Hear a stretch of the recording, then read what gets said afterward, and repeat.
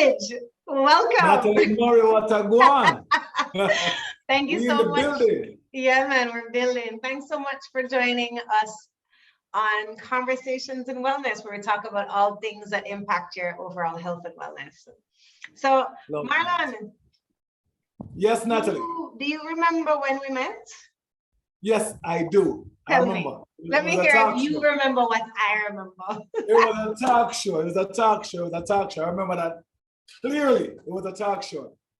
Sex in the City with Karen Carpenter. Yep, I remember that. That was an awesome show. That was a really, really good show. It was a lot of fun. It was you and I think Michelle from Chocolate Dreams, and I was there talking about aromatherapy. Yeah. Yep. That was a while back. And then I saw you at Spartan all the time. And you were always so like warm and loving and embracing and always with the energy, like the big energy. Good vibes, natural mystic man. Come with the good vibes, you know? Do you ever have a bad day? I have moments. I have bad moments. Yeah, I have bad moments. And I've recognized the moments where I don't allow them to ruin the day. I love that. How do you do that? Well, let's say for instance, I have a disagreement with somebody.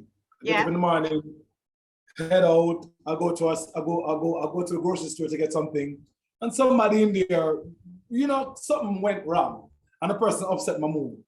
That's a moment that occurred in that moment. There's nothing I can do about that moment after it's said and done. So because of that, how I react to that moment in that moment is how I deal with it. So for that moment, let's say we exchange words where I'm like, hey, I was at the register first, you saw me standing here and you just cut in front. That is not fair. And the person's like, well, it should have been there first. You weren't in line or whatever. So I get really heated and I just, all right, then here's the deal. I understand, I'm gonna allow you to be who you are. Have a nice day. So I recognize that moment for what it is, and then that moment should stay where it is. From time to time, I'll remember it, but I won't allow it to determine the outcome of the rest of my day. So you are doing something that a lot of people that teach people on how to manage themselves teach people, like the fact that you recognize that between stimulus and response, there's a moment, and if you can take control of that moment, then you can take control of your response and how much you carry that through into your day. Yeah, which is really important because a one bad experience can throw you off. What motivates you to day in, day out, stay on top of your health and wellness goals, your fitness goals? What motivates you? What motivates me, it's my uncle that passed away. My uncle passed away at a young age. He passed away at 60 years old. And he never kept his health intact, And it's funny how the simplest of things can lead to serious complications later in life if we don't tackle them right away. Yeah. So, he had some issues that he kept ignoring. And in ignoring it, he kept abusing his body. And I have two beautiful kids, and I intend to be around until I'm 110. And in doing so, I have to ensure that I practice the things that will allow me to be functional at that age without any help from anyone. I don't want to be in a group home, in a nursing home. I don't want to be depending on anyone to wash me up or wipe me behind. So the motor skills that are required to keep me functioning as I get older is what motivates me. And then it's coming from a place of internal health as well. That's why I love what you do. I love what you teach. I love how you help others with your cleanse and your nutritious values and even the life story. You have no idea what the life story means to individuals like myself and others, because so many persons want to find a place where they can, not just buy the product, but also be educated about it. Because it's one thing for somebody to say, go buy that because it's good for you. But once you're sharing the knowledge and imparting it to others and telling them the reason why it's going to be beneficial to their lives, they'll be more inclined to live a healthier life. So to answer your question, my motivation primarily comes from persons who don't take care of themselves, from persons who are disabled and can't do it for themselves. So those two reasons, persons that neglect their health, and individual that's in a state that they're paralyzed or they're crippled, or they literally just can't do what we do and take for granted on a daily basis. You know, it's incredible that you say that, because I was doing some research for a presentation that I did at a conference at the end of last year. And I'm amazed at the statistics that talk about how many people over the age of 65, you'd be surprised at the numbers, how many people cannot bend down and pick something up off the floor, or reach above their head and take something from a shelf, or even lift 10 pounds. Like, think about what 10 pounds is. That's like a little dog, you know, that's like a small baby, you know. And you talk about you want to be there for your kids. Me too. Like, at some point, I hope to have grandkids, you know, and I want to be able to lift them. Yes. You know what's interesting, Natalie? I saw this interesting Christmas commercial. It was so nice, where a grandfather, he couldn't lift up his like 1-year-old granddaughter. That was so beautiful. So what he did up until Christmas, because he wanted to lift her up, to put the star on a Christmas tree. So he practiced picking up something every day. So he went from a small point to a major point to where he's picking up like a 50-pound kettlebell or whatever. And then Christmas now, his daughter is looking at him. Everything is already set on the Christmas tree. He walks over, gets his granddaughter. His daughter and her husband is looking at him like, what is he going to do? I want him to lift her up and put her on the Christmas tree. It was so, like, I was like, wow. You see that? I know. I remember that, and it brought tears to my eyes when I saw that thing. And, you know, that's why when I talk to people about setting goals, losing weight cannot be a goal, because it's not the end. It's part of the journey, but your why has to be the kind of thing that gives you goosebumps, you know, like that's a why. That reason that's a why, you know. And, you know, it's interesting because we're at the beginning of the year and everybody makes, well, most people, quite a few people, I should say, make New Year's resolutions. And a lot of people make resolutions that have to do with things like exercising more, eating better, and losing weight. But I know intuitively that as the year moves on, most people fall off their resolutions. But I actually found a website, and it's called Discover Happy Habits. And they actually do surveys about resolutions, like who set them. And it's a global thing, and who set them and what the resolutions were. And over, like, most people do set those resolutions. That's a statistical fact. Yeah. But by the time June comes, more than 50% have fallen off those resolutions. Wow. Yeah. And sometimes people just set too many. They set them too high. They don't have an accountability partner. Like, there's a number of reasons why people fall off their resolution. So what I really wanted to talk to you about is, how can we talk to people, so the people that are listening to Conversations in Wellness, how can we encourage them to commit to their exercise goals, so that June come and you're still on it, December come and you're still on it, like year round, day in, day out? How do you think we can encourage people to commit to their exercise program? So here's what I've done personally with some of my clients, right? I told them to analyze what the next quarter of the year is going to be like for them, right? Analyze that, and then figure out your days, then your working days, your most busiest days. Figure out all of those stuff that's going to be happening. So in our reality, I don't want you to go gun-ho and jump in saying that, hey, I'm going to be hitting the gym hard, I'm going to be going 5 days a week, or I don't want you to do that. I'd rather 60% of consistency versus 100% every so often. You're right. You understand? I'd rather that. So I don't want you to just jump in. I want you to realistically look at yourself and say, okay, here's the deal. I don't like what's happening with my life. I don't like what's going on. Be real with yourself, because one of the main things that's very, very valuable is you holding yourself in accountability.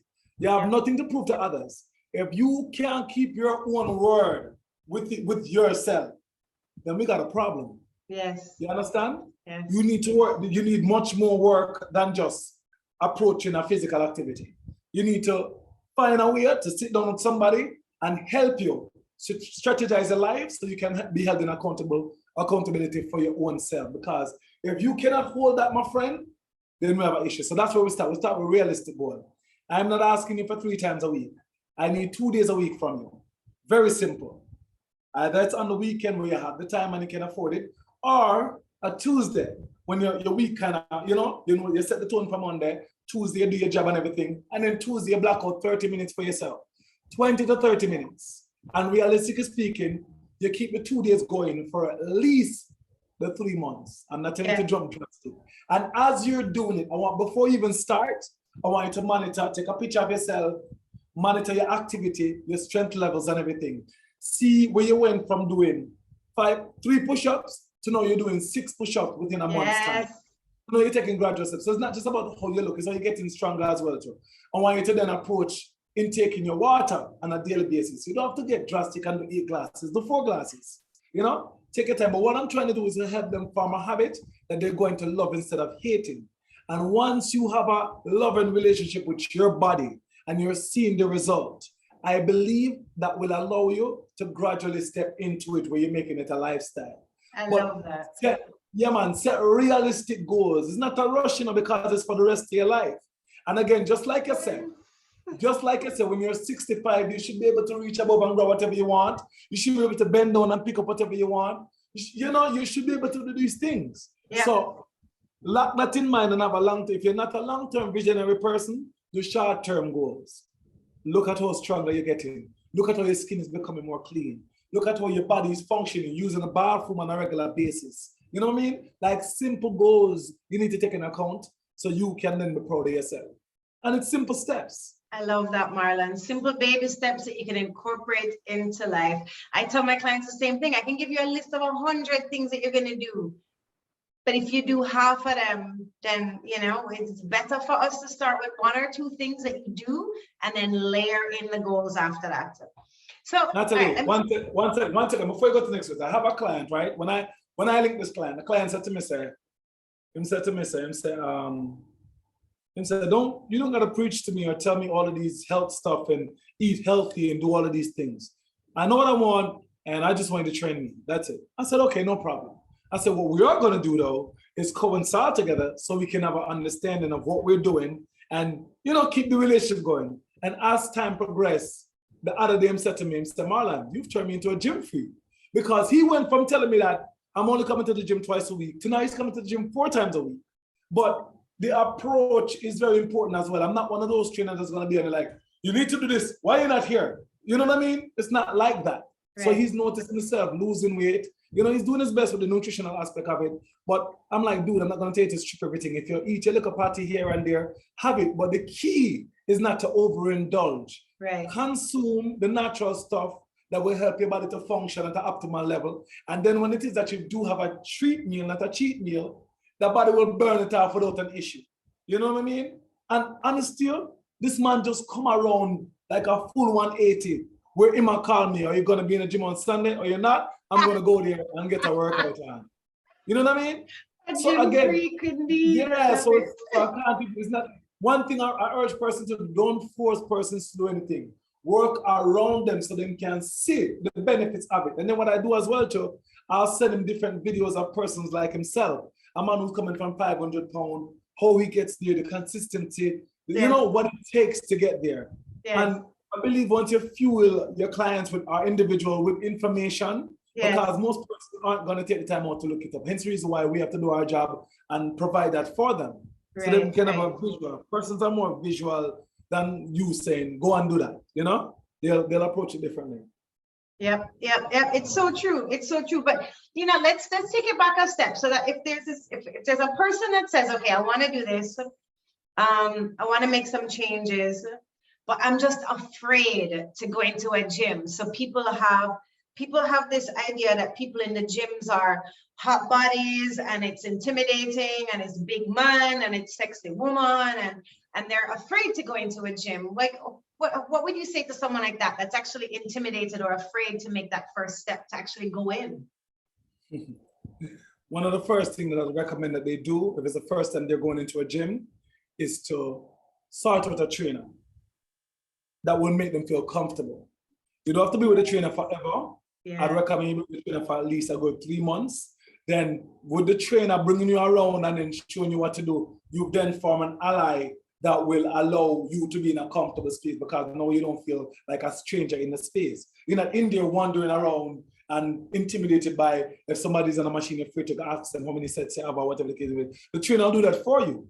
And as you're in the gym for that duration of time, start to breathe familiarity. Even if you're not conversating with the individuals, at least you're familiar with the faces, the energy of the gym, and then that will put you in a comfortable setting. So that's one of the main things that I would recommend. You know what I mean? Even if you know what you're doing, just to have some kind of familiar ground, I'd recommend that you say, hey, see what trainer in the gym match your personality. And then you say, you know something, or if you don't know, visit the front desk at any gym. I'm quite sure they can provide you if they have trainers and stuff like that. And say, hey, you know, what trainer can you recommend for me to start with? This is who I am. This is what I'm expecting.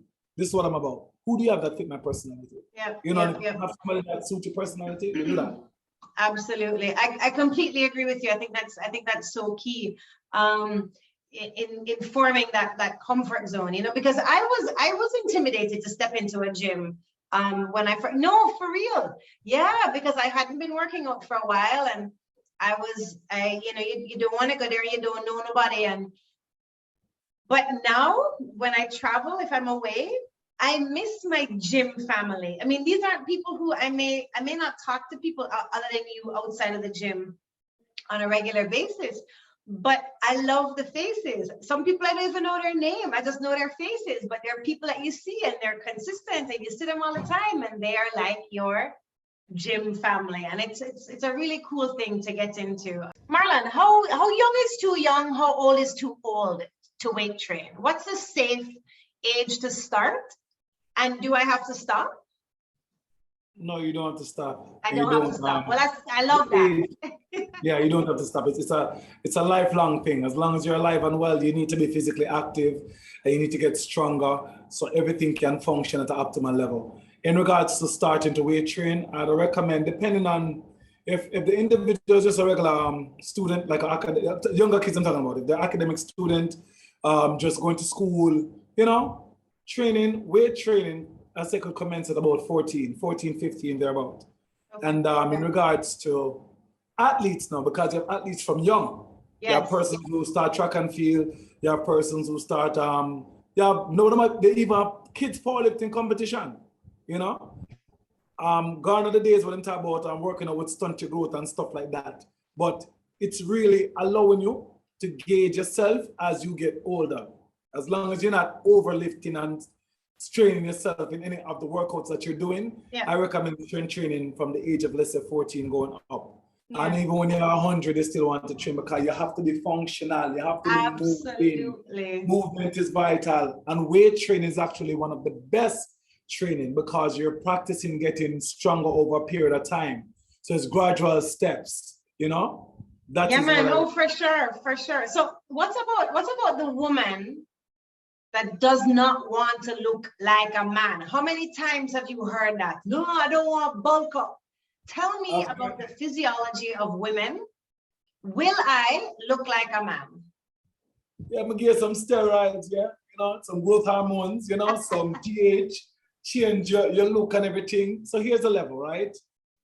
That's why a lot of women don't really like men, because we can go in the gym for like a month and a half and just the body start to, you know, and then you have to take a good 3 to 4 months to really go on some crazy diet and all these things. In order for a woman to look like a man, unless coming from genetics where, you know, your father tough, your mother tough, and then have a baby with us come out, you know, athletically built. You know, have a baby that come out athletically built and strong with natural genetics. Yeah, you're far from looking like a man. And the woman who do come out with the natural genetics, you know, nice and solid as the man grow old and stuff like that, if they work out some more, them still have a good 10 years to look like a man. If you understand what I'm saying to you. So again, females are estrogen based, men are testosterone based. So we develop muscle faster. Whereas females are more softer when it comes to the male and the female gender.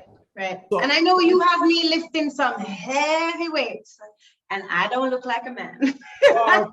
So based on our biological makeup, it is hard for a woman to transition into looking like a man.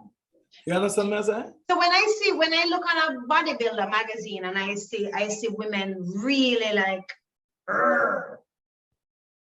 how them do that? How them do that? It's steroids and like crazy diets. Let me share something with you, right? Let's say, for instance, you're a bodybuilder, right? And you're entering into this thing called the IFBB Pro. Whereas now this is not factual, this is theory, this is not facts. So it's from a theoretical standpoint. You're entering in a competition where it demands you to look a particular way. There's 3 categories. For females, there's bikini, there's bodybuilding, and then there's fitness. So there's 3 different body types, right? And based on the body type, you have to look a particular way. Right. Understood?